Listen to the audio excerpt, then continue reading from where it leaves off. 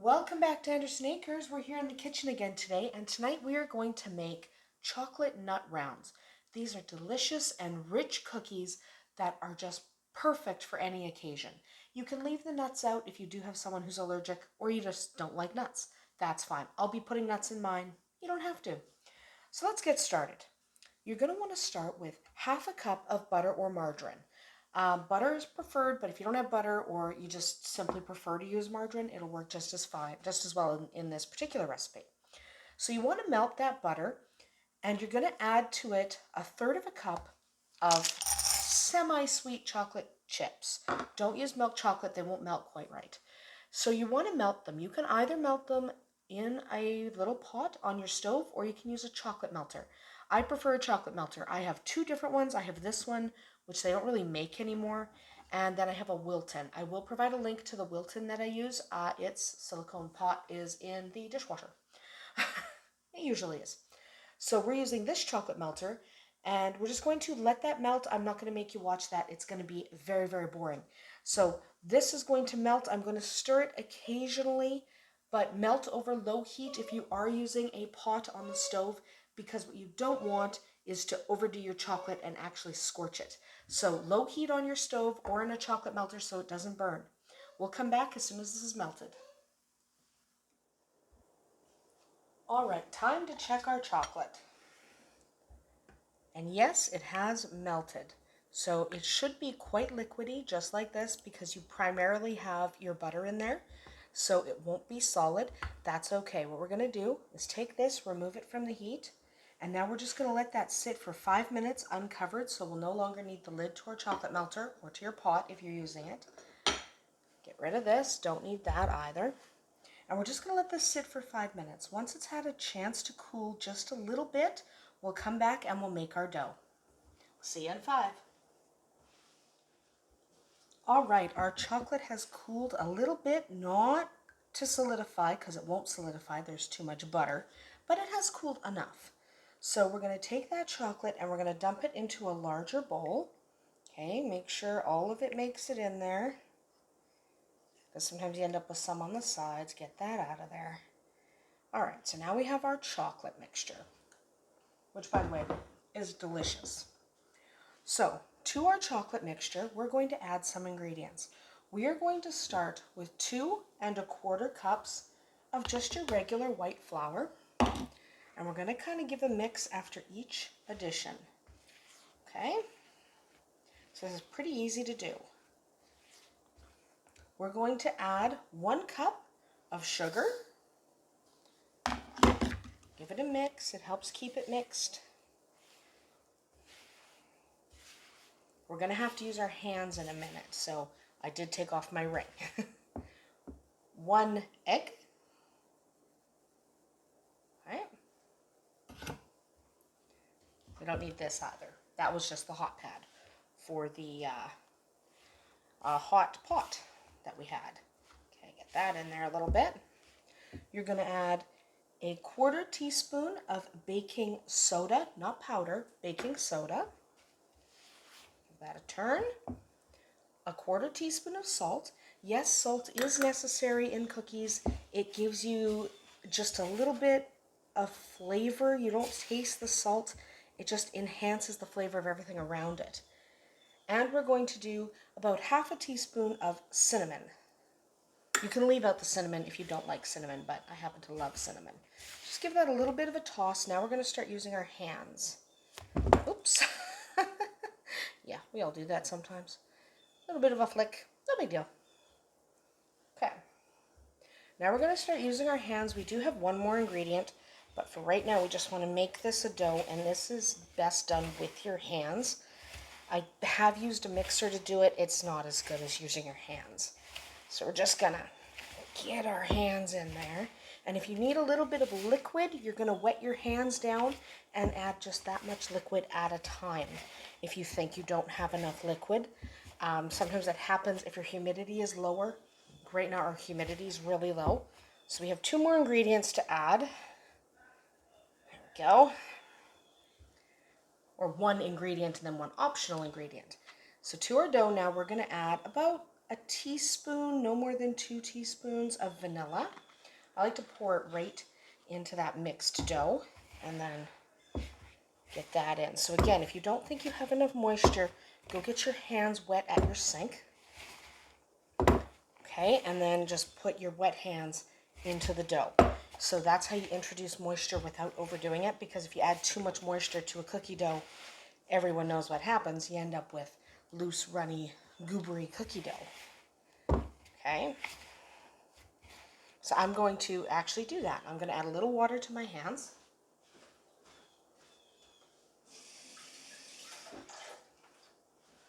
So you literally just go to your sink, get your hands wet, not dripping, just wet, and then start squeezing your dough.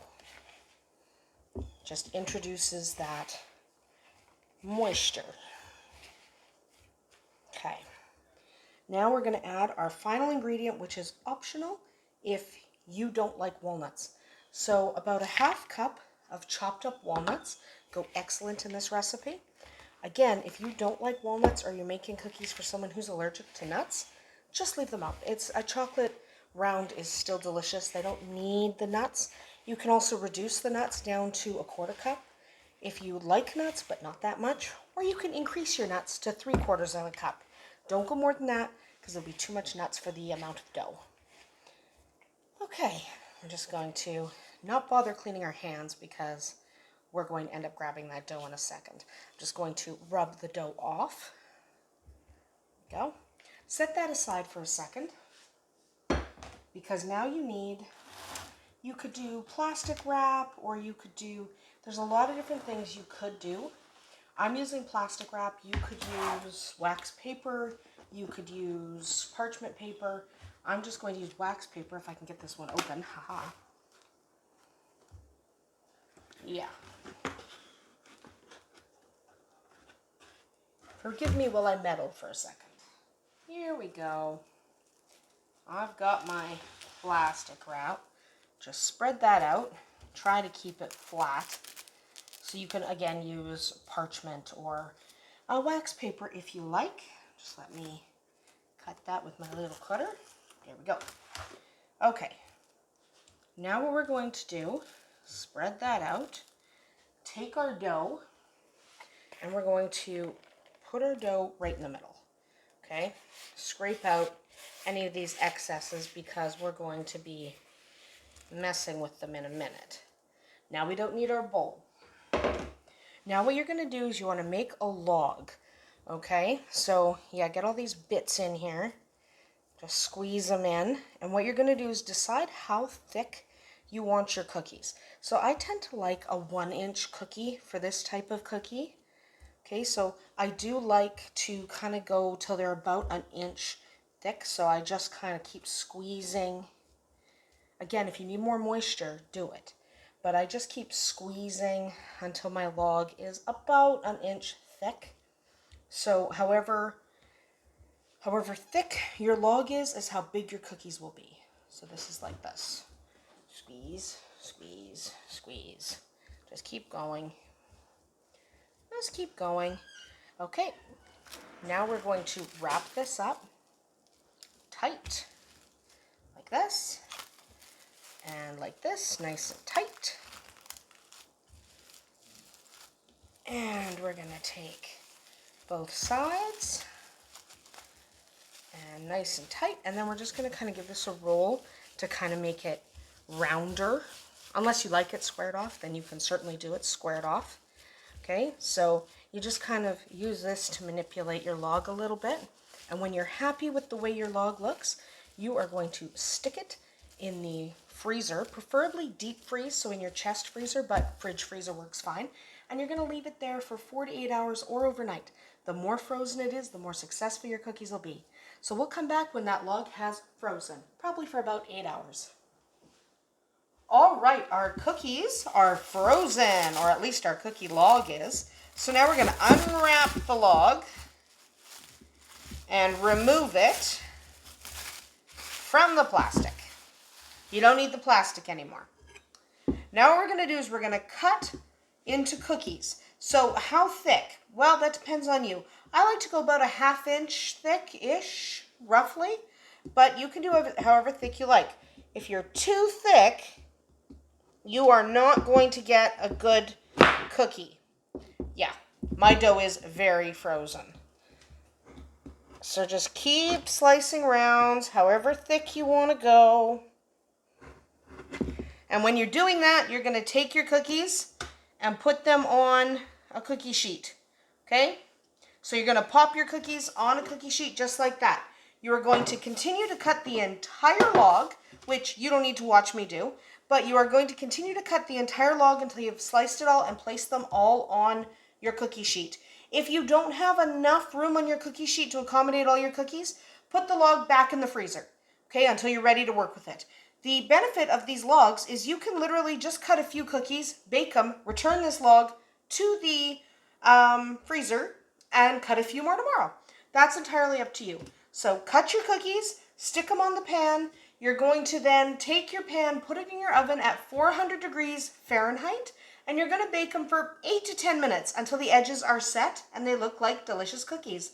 We'll come back when they've been baked. All right, so I baked these cookies for 10 minutes because I do have quite a few nice thick cookies. The thicker your cookies are, the longer your bake time. So if you do a nice thick cookie like this one, you're probably looking at closer to 10 minutes than 8 minutes. If you do a thinner cookie, you're probably looking at around the 8-minute mark. So you want to let them cool on the tray, on the pan, for about a minute, minute and a half. Then you want to get them off that pan and let them cool 100% on a cooling rack before you eat them. These cookies are not meant to be eaten warm. They do need to finish cooking because they don't have a very long bake time and they are an icebox cookie. So these don't have a very long bake time, so you do want to let them cool completely because there is still some cooking happening in the middle there. And one more. And there you have it. Those are our finished chocolate nut rounds. They are fantastic. They are delicious. And you can leave out the nuts if you want. You do not have to put the nut in. They can just be a chocolate round, no big deal. So if you have someone who's allergic to nuts or you simply don't like them, feel free to leave the nuts out. They are not required for this cookie to be tasty and delicious. Thanks for joining us here at Andersen Acres. Hopefully you'll come back for our next cookie recipe. We'll see you tomorrow.